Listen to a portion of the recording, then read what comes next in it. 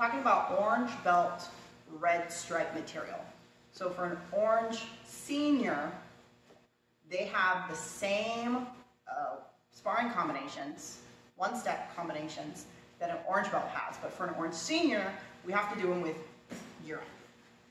So when we start with our gear, we're going to start at the bottom and work our way up. There's a little bit of wiggle room, but that's just the best way to make sure that everything gets on. You want to start with your feet and your shins. Your shin guards are going to go on your leg. Like that. And your feet. This is a left foot. You can tell by the angle right here.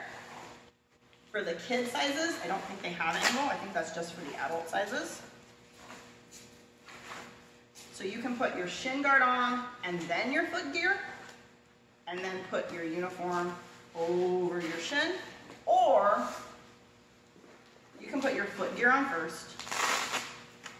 So you're going to undo the strap, cross it on top, wrap it under your foot, and then come around. So when you're done, you should be pulling it from the inside.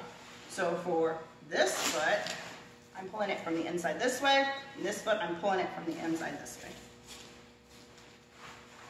For my shin guard, I want to identify the smaller part and the bigger part. The bigger part is going to go higher on my leg, and then I wrap it around.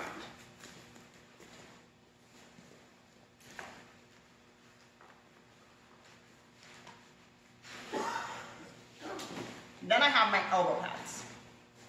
My elbow pads, I need to identify the bigger part. The bigger part is going to go on first so that the small part is going to be closer to my wrist.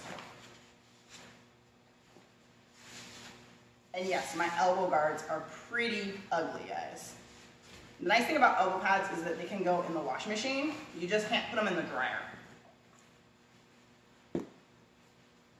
Then, depending if you're in class or if you're at testing, that's going to change what you put on next. If you're at testing, you're going to put your hand guard on next. If you're in class, you're probably going to do your hand guard last. You need to have your mouth guard. I'm going to do class version.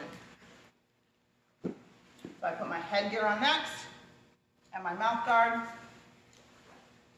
and put my hand gear on last.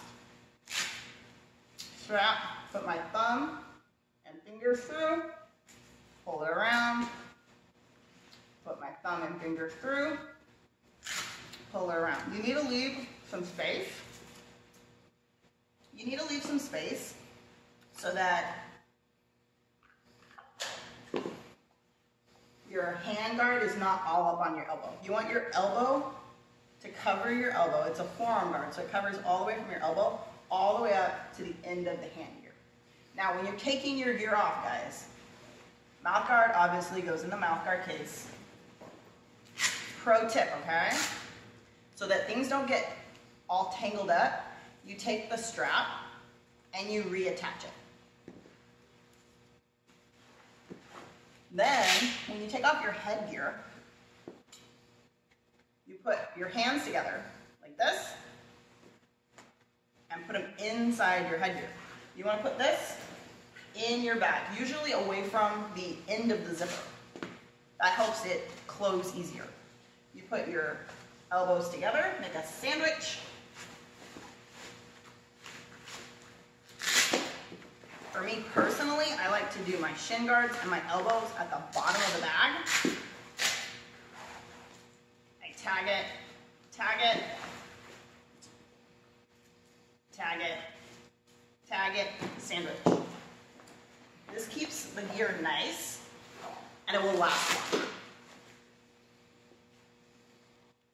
Same thing, feet gear, tag it, feet gear, tag it, sandwich. So when I'm doing my zipper, I want to zip on the side with the headgear first, and then end on the side with everything else, because the headgears are just so big and bulky, and it's going to keep my zipper nice and not break it. Now, to keep it clean, warm, wet washcloth with soap and water, You can wipe stuff down. Again, the elbow pads, the forearm guards, can go in the washing machine, not the dryer. You hang them up, let them drip dry. And then mouth guard, you can brush it with your toothbrush. Also, practice. Get your gear on fast. Practice, see if you can get it under 2 minutes. Maybe you can get it under 1 minute. See how fast you can get your gear off.